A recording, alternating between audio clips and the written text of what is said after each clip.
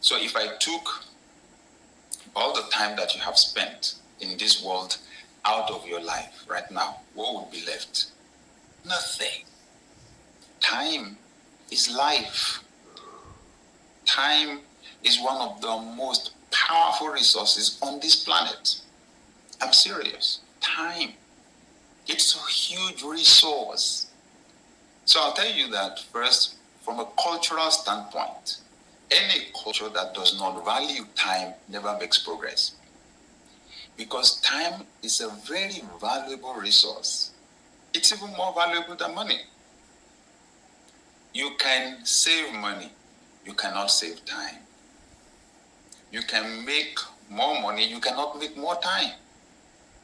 Once time is gone, it is irrecoverable. But the powerful thing about time is that it is convertible. It's a convertible resource. So time can be converted to money. Time can be converted to love. You spend time with your wife, spend time with your husband, spend time with your child. With the pandemic is forcing many of us to do.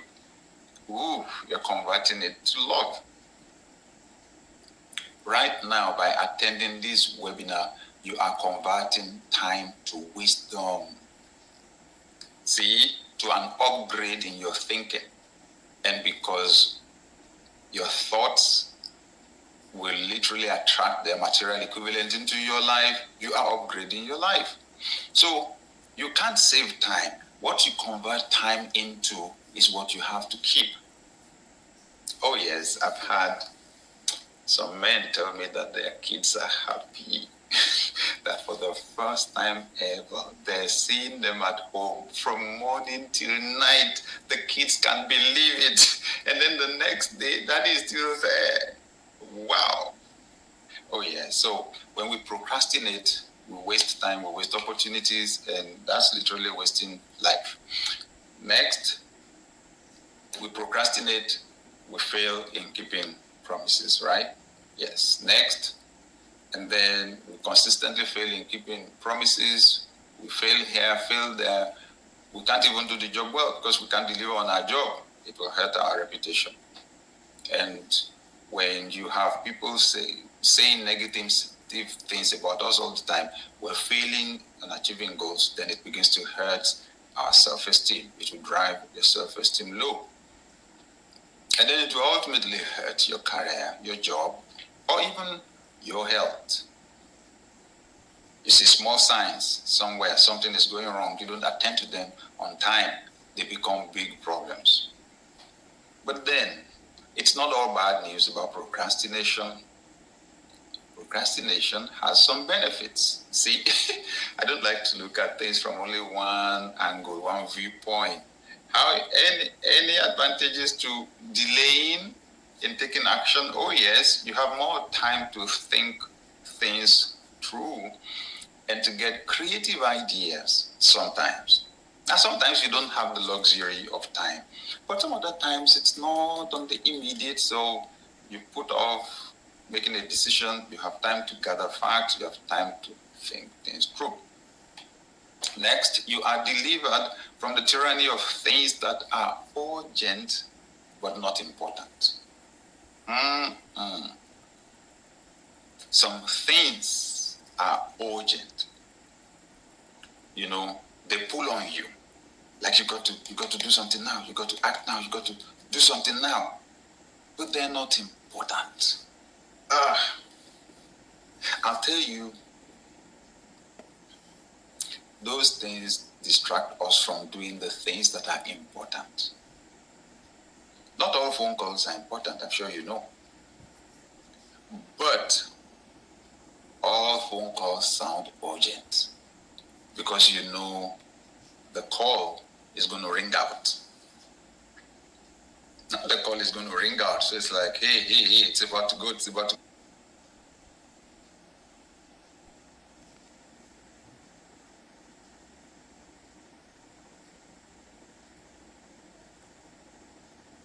Until later. That's if there's time. The world won't crash if you don't do them. Okay? Deliberate procrastination helps you to handle worry while giving you health benefits. Okay? Deliberate procrastination helps you to handle worry well. Sorry for, the punctuation mark there. Deliberate procrastination helps you to handle worry well, giving you health benefits. Oh, yeah? It can wait. It can wait. It's amazing how sometimes things that are not very important cause us to worry and to be anxious. And you know what? You are secreting you're making your glands to secrete bad hormones, destructive hormones into your system when you worry. Procrastination gives you the space to reflect on your values and to prioritize. I'm serious. Sometimes you have to make a choice, not between one bad thing and one good thing, but between two very good things. What dictates your choice? Your values, your standards, your principles that you have adopted as a person, the things that are most important to you, because you rank things in order of importance. Those are your values. So when you're being rushed, when you're doing things in a hurry, sometimes you don't have the time to clarify. But when you have some space, you can reflect and then decide, this is more important to me than that one. Deliberate procrastination allows you to take on smaller tasks first and to have a sense of accomplishment. Sometimes you need motivation because what you're confronting seems big. Okay, so you can keep the big one. You do some small ones to gain some momentum and some encouragement, right? I don't advise all the time that you should do the easy things first, though. I usually advise you should do the hard things first, but sometimes it does help to do the easy one first. So, how I overcame procrastination.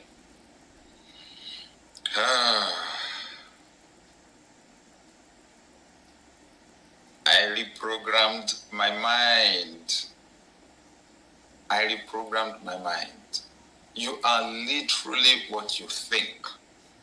And we human beings are creatures of habit. We humans are creatures of habit.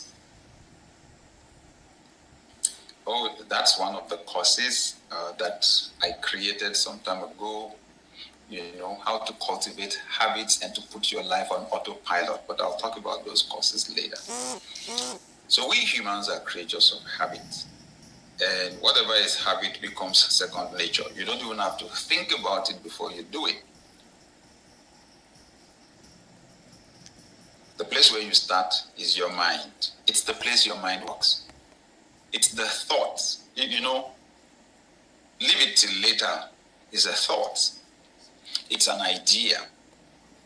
Okay, so this was what I discovered about myself.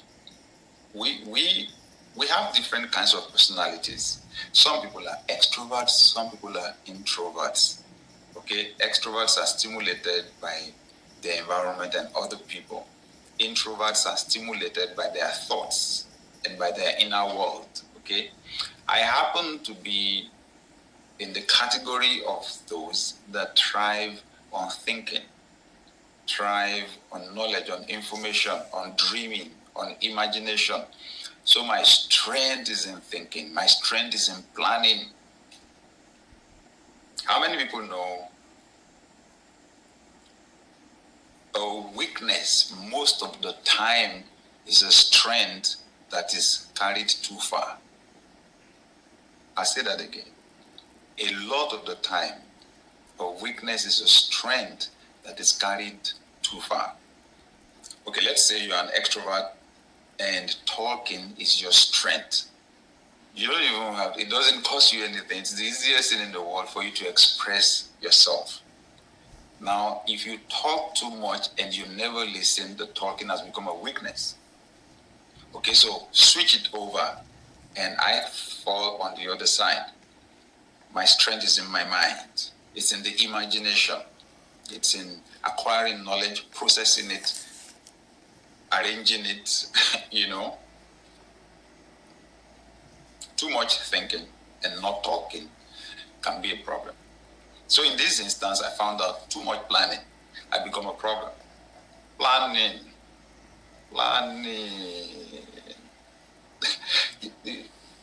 I'm sure you know a lot of people who talk a lot about what they're planning to do, right? I'm planning to. Sometimes somebody can say they're planning to do something for 3 years. I'm planning to. But I found out the world does not reward you for what you are planning to do, but for what you have done. So I found out that it takes me a lot of energy to overcome inertia. So I cannot blame myself for my strengths. I did not design myself.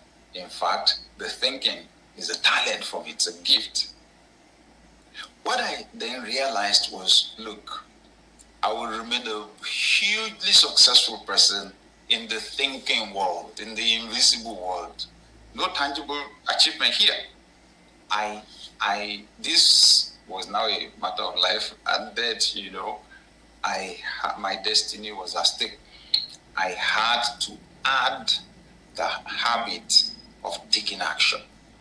But it had to start from my mind. So you know what I did? I took plain sheets of paper and began to write, do it now, do it now. I wrote it 1,000 times. 1,000 times. As I was writing it, I was saying it, do it now, do it now, do it now, do it now, do it now, do it now, do it now, do it now. I did it so much, it entered my system. So to the extent that today, now this was many years ago, till today, when I'm beginning to slow down and to think, yeah, maybe I'll do it later, do it now just springs out at me. I had to start from there. Do it now. Do it now. I reprogrammed my mind. Let me add something here that may also be very useful to you as you reprogram your thinking, and why I really, really appreciate your being a part of this webinar. There are different kinds of knowledge. The kind of knowledge that you get can determine whether you will be motivated to take action or not.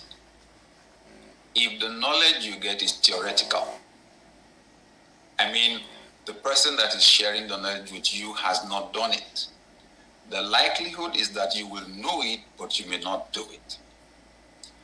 The knowledge that is acquired by doing usually comes with the motivation to do. Okay, so when I began, therefore, to get mentors, when I began to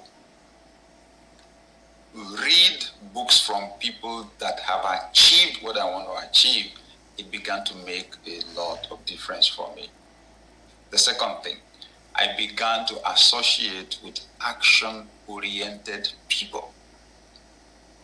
This sounds simple, but it's big. Association is powerful. Association is powerful. When I discovered the power of association many years ago, and in fact read, in books, that if you really want to get a picture of your life, you should just write the names of the people that are closest to you. Somebody said 5, another person said 7. So I'll say, if you've never done it before, do it today. Write the names of the 7 people closest to you. If you're married, your spouse first. If you have children, just write children, okay? Don't give them more than 1 space. Then fill up the remaining spaces. When you're done, take a good look at that list. You're looking at your future. Right there on that list. I'm serious. The law of association is so powerful. It's equivalent to that. Just take a look at the list. Your life is not likely to be better than the quality of the lives of the people on the list. So I'm not asking you to throw everybody in your life away, but I'm just saying you change one name on the list, it can change the trajectory of your life. Literally change your status. Anyway, that's not the focus of our discussion today, but what I did, how it helped me in terms of procrastination, was then I ensure that I have extroverts around me. People that are spontaneous, people that are action-oriented. For example, my wife is action-oriented. Before you're done talking about it, let's do it, let's go. Spontaneous. Okay. There's a reason why nobody has everything on this planet. I believe that the Creator did not create a replacement for himself. Okay? So you find out we have to work in association with other people in order to bring out the best in ourselves and in them. Teams are powerful. Okay, so I have mentors that are action-oriented. I remember my former boss, action-oriented. And I'll never forget the day we had a meeting. And right after the meeting, we were still in the room, greeting one another. Then I met him, greeted him, and he said, Mister, so how far with that thing? I said, what? He said, what we discussed at the meeting. I said, sir, we just ended the meeting. We just ended the meeting. He said, exactly. I said, so sir, I've not had any time. We're still greeting one another. He said, no. I'm just trying to get you to know. The moment we decide on what to do, the time is counting. The job has begun. I said, okay, sir, we're on it. You see that? So when you associate, when you are the kind of a person that has a tendency to procrastinate, but then you're connected with people that are action-oriented, they can stop you and ask you, so how far have you gone with it? Okay, let's do it now. So when they see that you're beginning to get lost in your dream world, they can drag you back to reality. Okay? Dream in the night. During the day, wake up and carry out your dreams. I developed new habits. This is important. Ultimately, we're creatures of habit. Success is a habit. Being successful is a habit. Being a failure is a habit. It's a way of life. You won't change the action till you change your mindset. That's where we started from on point number 1. Okay? You've got to change, and listen, to change your thinking, you've got to change your belief system. You have to stop justifying yourself. You have to stop giving excuses. You have to stop blaming other people or blaming circumstances. You take responsibility. It's up to me to do something about this. I'm going to do it. So the point then is that when you shift your thinking, then you shift your actions. When you do something consistently for at least 21 days, it becomes second nature to you. So cultivating new habits over and over again, that's what succeeding is about. That's what it means to change your life. You cultivate new habits. Okay? You cultivate new habits. You do. Take driving, for example. You see, when you start, if you know how to drive a car, when you started, you didn't jump into the car and drive smoothly the first time you did it. My dad had this book on driving. I had read it from start to finish many times, long before he taught me how to drive. I'm serious. I had gotten all the sequences in my mind. I was so sure that the first day that I handled the car, I'll just take off smoothly. Sorry, it was not so. So my dad took me to the driving range, start the car, okay, put it in gear. It was manual gear then. Let's go. Even though he had told me exactly what to do, I started the car, put it in gear 1, let it go, press the accelerator. The car moved forward a little bit, jacked. I was afraid and stopped. Sorry. Practice is different from theory. But that was then. As I did it again and again and again and again, it became habit. Driving for me is habit. I don't even think about it. I think about other things when I'm driving. I don't think about the driving. You've got to cultivate new habits. So being successful is like that, sincerely speaking.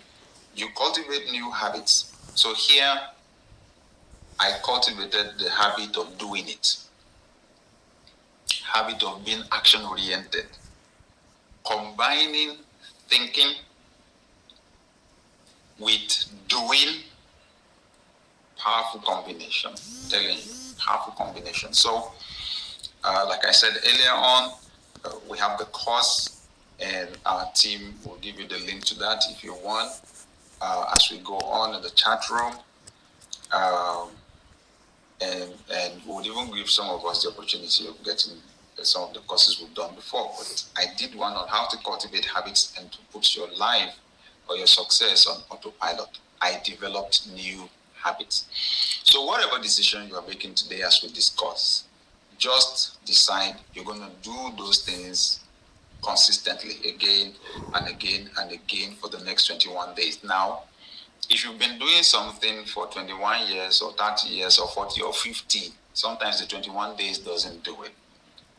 So you've got to do something new every day for at least 21 days. You may need to do for 30, you may need to do it for 60. What do you have to lose? So this is why you should not go through this journey of being transformed, of becoming more effective in life. Don't go through this journey alone. You know, I have discovered the power in mentoring, the power in coaching. I am serious. When you don't know how to do something, you don't know how to do it. And it can be very confusing to you. And you know where the problem always starts from? Our thinking. And most people don't realize that. You cannot rise beyond the quality of your thoughts. So back to that list that I was talking about. I decided my list must always have people that have succeeded more than I have.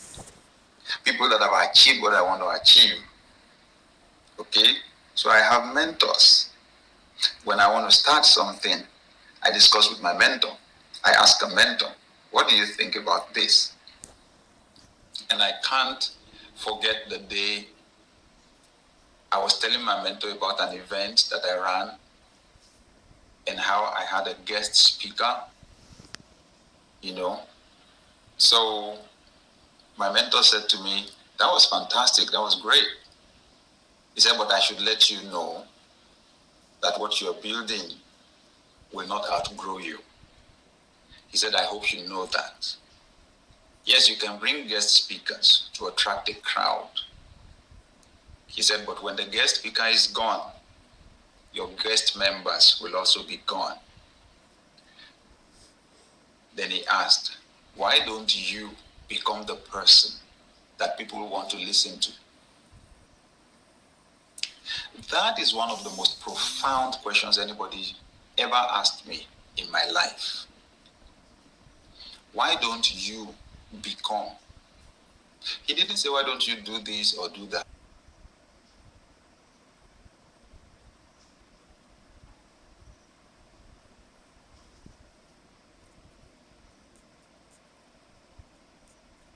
Goes, you're not succeeding. It's like playing soccer or football on the field. Like in Africa, we call it football. In North America, we call it soccer. So you're playing football or soccer, but there's no goalpost. It doesn't matter how talented the players may be, how powerful the club may be, how experienced the manager may be. Nobody's going to win the match. There's even no point. We know the result before they kick off. It's 0-0. Okay? It will not matter the direction in which you kick the ball. Nobody's going to score. There will be no joy, no celebration. You've got to have goals. But it's not enough to have goals. You've got to achieve them. And to do that, you've got to beat procrastination. So we discussed some of the disadvantages of procrastination. We discussed, sometimes it can have benefits, some benefits, but that will be deliberate procrastination. And then I shared with you what I did. The first thing, which makes our discussion today very important, changing one's thinking. Changing one's thinking. Okay? And then we talked about the need to associate with action-oriented people. Some you will associate with physically, some you will associate with virtually, like we're doing now. Some you will associate with through their products, through their books, or their audios or videos. And then it is up to you to try something new, that will add value to your life. Try a practice for at least 21 days. Then it becomes a habit. Okay? I reprogrammed my mind. I began to associate with action-oriented people. I developed new habits. Check-in time. Is this all helpful for you? Give me a yes. If so, I really hope this helps, okay? I really hope this helps somebody. So what did you learn today? How to beat procrastination and to achieve your goals daily. So what if you could take these same strategies and learn to apply them to your life right now? Will that make a difference for you? Do you want to hear how I can be of help? Please type a yes in the chat. You know why? I know a whole lot more than I've said, but we have very limited time. Okay? If you'd like to have a clear roadmap and accountability for creating a life of opportunities, we can discuss further. Let me tell you something about accountability. Human nature is weak. But when you have someone to ask you, so what are you planning to do? You say it. You have someone to ask you, so how far have you gone with it? Okay? You are accountable to somebody. That is what enables growth. There aren't many people that can pull themselves up like that without anyone checking on how they're doing. So if you like to build a goal plan for your life, have access to me and my team with additional training, I want us to talk. Okay?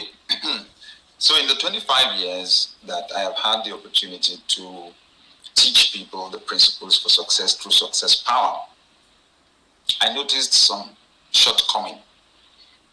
Teaching thousands of people the same thing at the same time. And listen, I've been on so many radio stations. I've been on so many TV stations. I've been on national TV in Gambia, for example.